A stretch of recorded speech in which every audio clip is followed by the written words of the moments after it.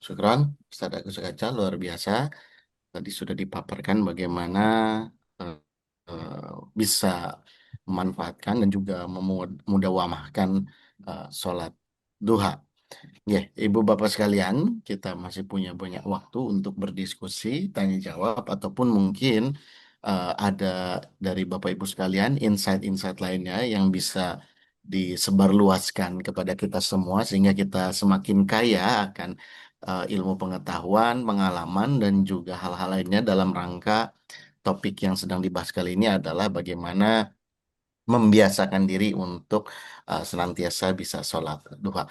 Monggo, kami persilakan Ibu Bapak sekalian jika ada yang ingin memberikan tanggapan, pertanyaan, ataupun hal-hal lainnya yang berkaitan dengan topik pada pagi hari ini. Kami persilakan. Terima kasih. Assalamualaikum warahmatullahi wabarakatuh. Waalaikumsalam Waalaikumsalam. warahmatullahi Alhamdulillah, wassabillah, la hawla wa la quwata illa billah.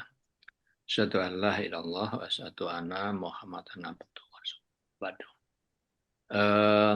Ustaz Agus Kaca yang eh, kami hormati, yang kami sayangi, insyaallah senantiasa dimuliakan Allah ya. Karena setiap pagi kita diberikan pencerahan Sabtu pagi dan Bapak sekalian yang moga-moga juga senantiasa dimuliakan Allah. Eh, betul memang membangun kebiasaan itu ternyata tidak mudah.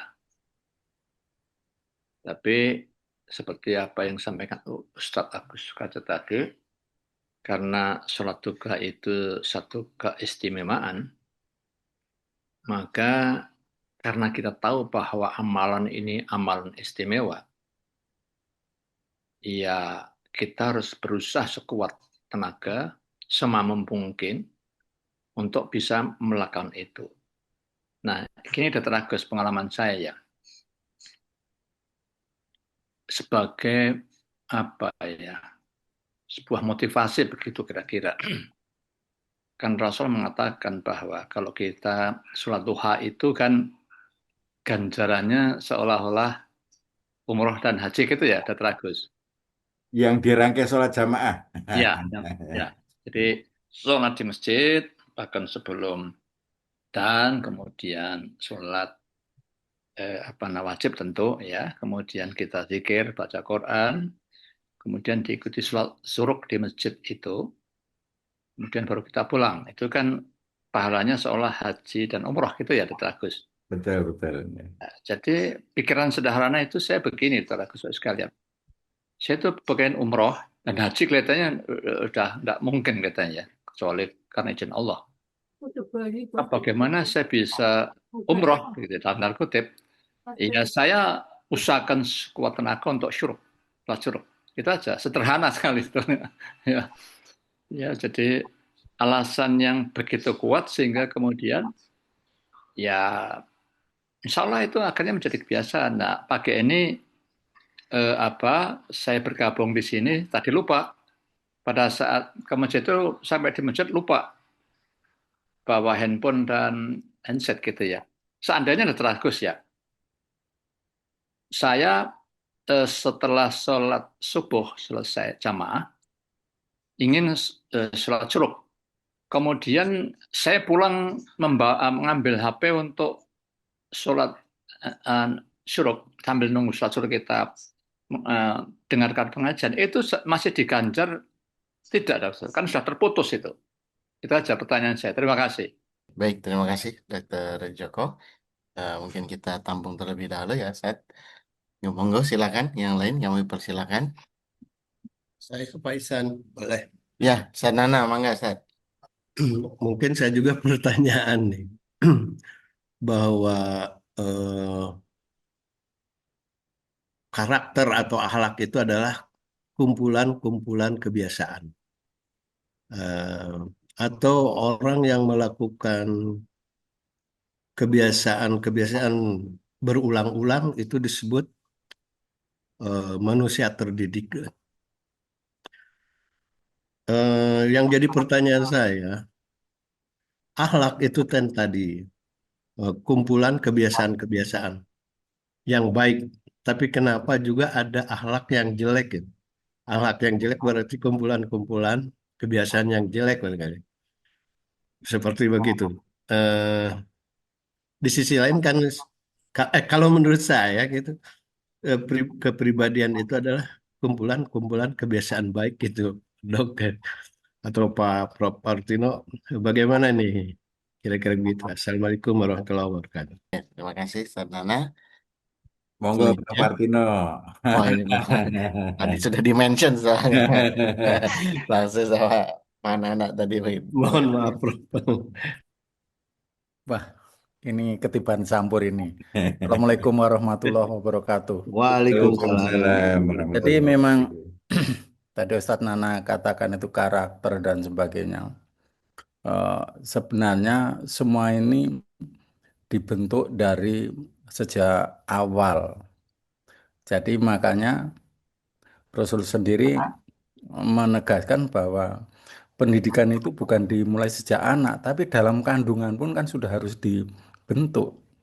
Kebiasaan-kebiasaan orang tua itu harus dibentuk. Nah, supaya apa? Membentuk karakter yang ada di dalam kandungan. Ya tentu saja dohirnya juga makanan-makanan juga makanan yang halalan thayyiban, bukan hanya sembarang makanan. Dan juga ini kalau kembali ke sholat duha.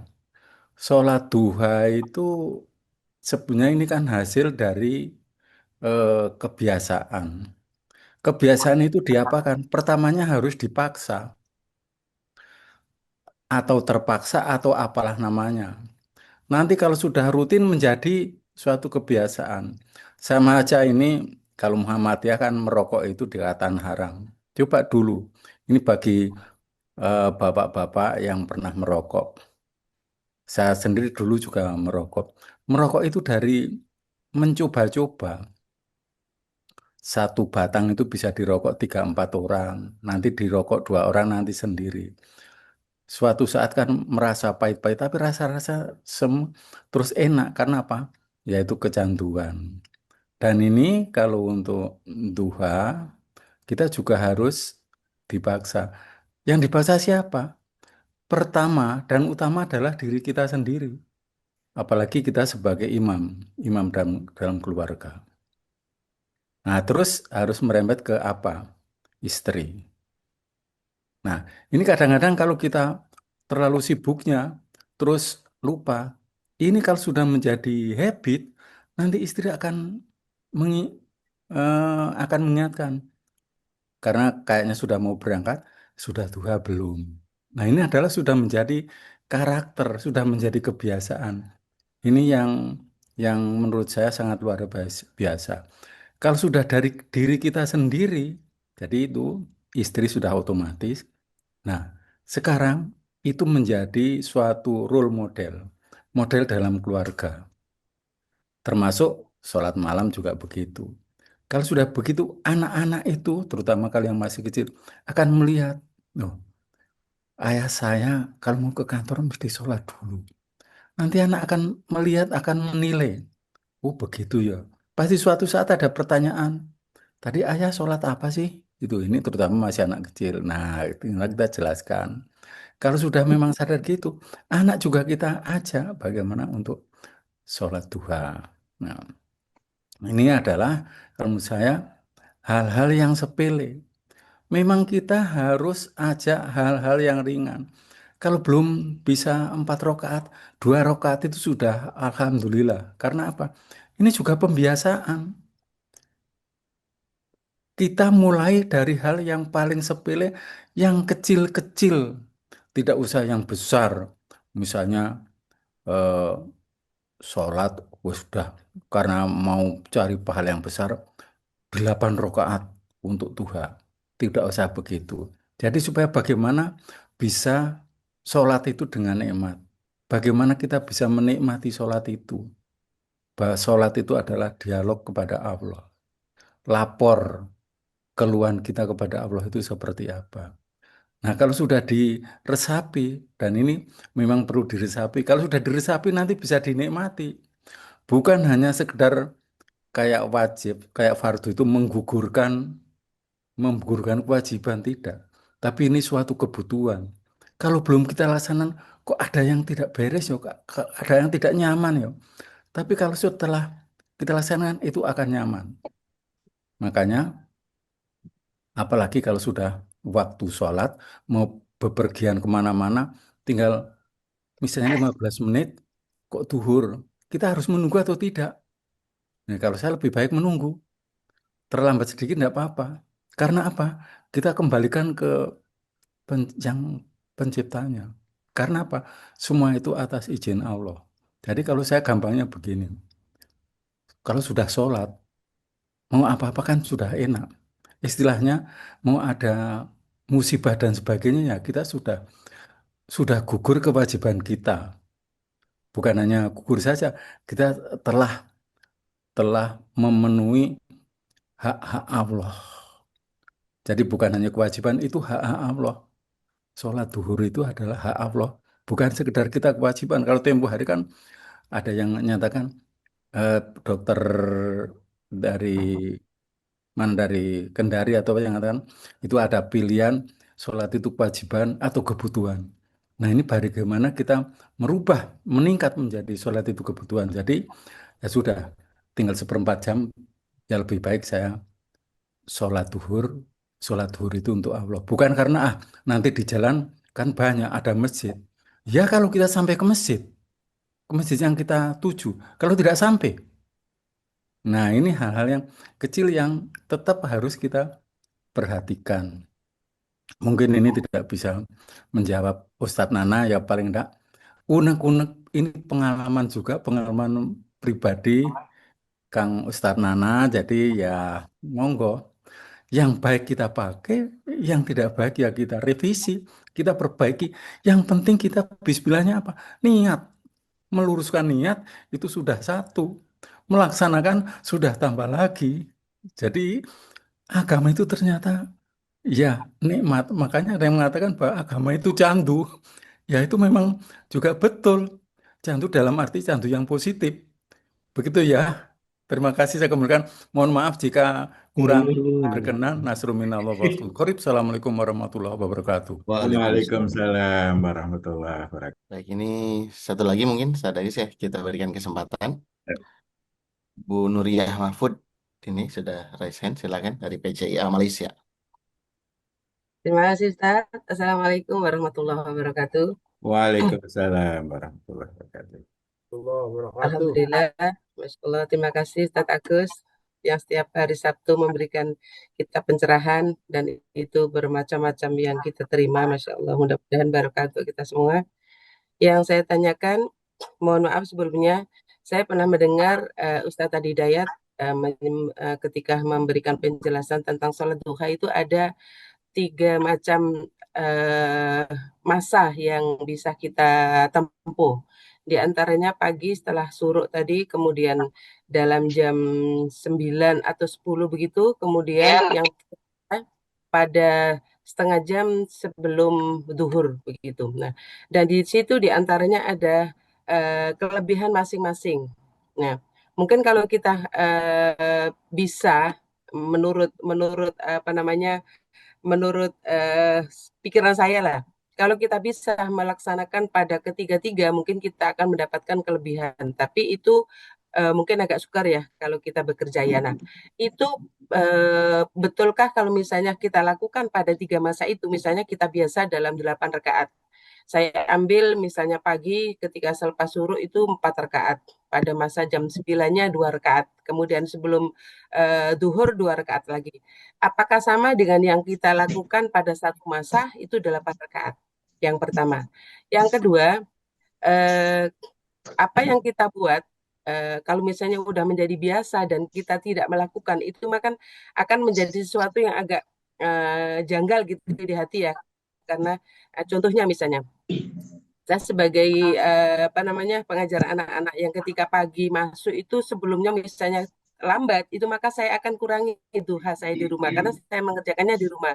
Di sana anak-anak tinggal saya fokus ke anak-anak, lihat anak-anak itu gimana caranya sholat. Jadi saya akan buat di rumah, tidak ikut anak yang di sanggar. Jadi pada masa itu maka akan berkurang karena mungkin kesibukan pagi yang lebih, jadi itu hanya cuma kebagian 4 rakaat. Nah itu ada rasa yang memang kayak kurang kurang enak gitu ya, karena biasanya memang kita bisa melaksanakan 8 contohnya. Nah, tadi ketika Prof. Partino menerangkan lebih baik kita melaksanakan yang bisa khusyuk, misalnya bisa 4-nya itu lebih khusyuk daripada yang 8 itu kita agak-agak kewalahan ataupun agak buru-buru. Nah, di antara kedua itu, kira-kira menurut pandangan Islam itu lebih baik yang mana, Ustadz? Terima kasih. Wassalamualaikum warahmatullahi wabarakatuh. Waalaikumsalam warahmatullahi Nah, ya, wabarakatuh. Wabarakatuh. ya, monggo Ustaz Agus mungkin ditanggapi terlebih dahulu dari beberapa penanggap tadi sudah banyak. Silakan. Ya, baik, terima kasih luar biasa ini ya. Yang pertama, eh, Dokter Joko ya. Bagaimana kalau misalnya sudah sholat jamaah di masjid, terpaksa ngambil HP ke rumah, ya, apakah apa namanya pahalanya masih sama? Ya. Nah, ini soal pahala, ya, menurut saya sudahlah kita nggak usah ngurusi pahala, itu serahkan kepada Allah. Yang jelas kita melakukan itu sesuai dengan syariat, sesuai dengan Sudah situ, Pak. tuntunan Allah, ya, dengan melakukan sesuai dengan tuntunan Allah, pahalanya urusan Allah. Kita nggak urus, menurut saya ya, kita nggak usah ngurusi pahala. Adapun diberikan kegembiraan seperti umroh, ini adalah sebuah kesyukuran. Tetapi intinya adalah bahwa kita berada di masjid, tempat yang utama di pagi hari, kemudian kita zikrullah, kita bisa melaksanakan sholat duha di awal waktu. Ini adalah sebuah amalan-amalan yang amalan istimewa. Ya. Nah, perkara, oh ini tadi mestinya bawa HP untuk bisa ikut kajian, menurut saya tidak ada masalah. Wong kalau kita batal, kemudian kita keluar masjid untuk berwudu, itu juga tidak masalah. Ya, jadi kalau di dalam apa namanya kaidah usul itu malah yudrokukul latu drokukul. Kalau tidak bisa dilakukan secara sempurna, jangan tinggalkan semuanya. Apa yang bisa kita lakukan? Saya kira prinsip yang mesti kita lakukan.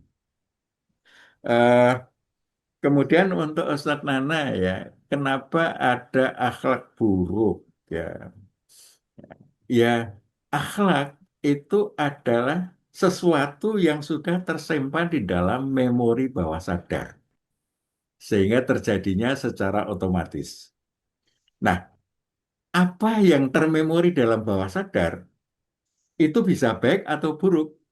Pokoknya apa saja yang kita lakukan berulang-ulang, terlepas baik atau buruk, itu akan menjadi kebiasaan.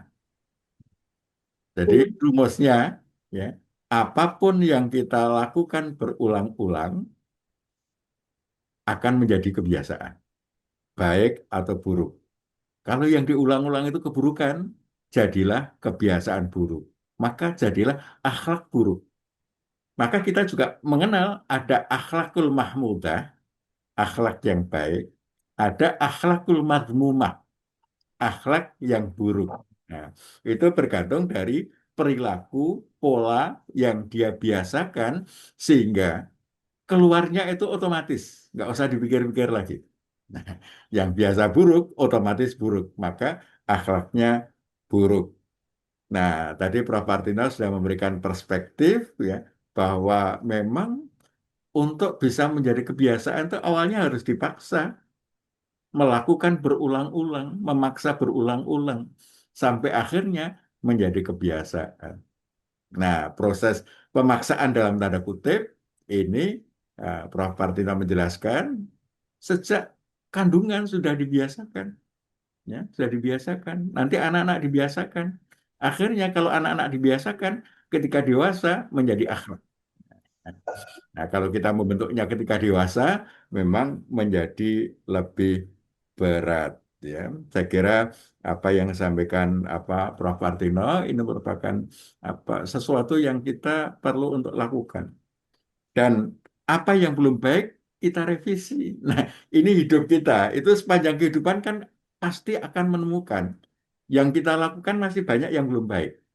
Sehingga revisi itu sepanjang hayat. Ketika kita menemukan aktivitas-aktivitas yang belum baik, maka kita revisi, kita bangun habit yang baik. Nah, sehingga kita tidak boleh berhenti pada satu titik ya, sebelum ajal tiba.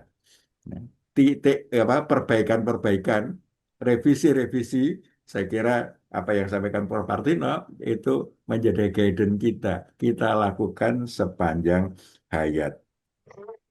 Nah, kemudian dari Bu Nuriyah ya. Nah, ada 3 waktu sholat. Ini masing-masing punya keistimewaan. Memang ada hadis ya yang menjelaskan tentang keistimewaan sholat-sholat itu sesuai dengan waktu-waktunya. Ya. Tapi waktu di awal waktu yang ini juga ada keistimewaannya. Tadi sebagai sholat syuruk itu diberikan apresiasi yang sangat tinggi. Jam 9 itu juga waktu yang istimewa. Ya. Menjelang apa sebelum duhur ya itu juga kita masih bisa melakukan sholat sehingga rentang waktunya panjang. Nah, perkara kita eh, pagi 4 kemudian jam 9 2 rakaat, nanti sebelum duhur 2 rakaat, apakah pahalanya sama dengan yang kita lakukan satu waktu? Jawaban saya seperti ketika Dokter Joko, soal pahala sudahlah, kita nggak usah hitung-hitungan gitu ya.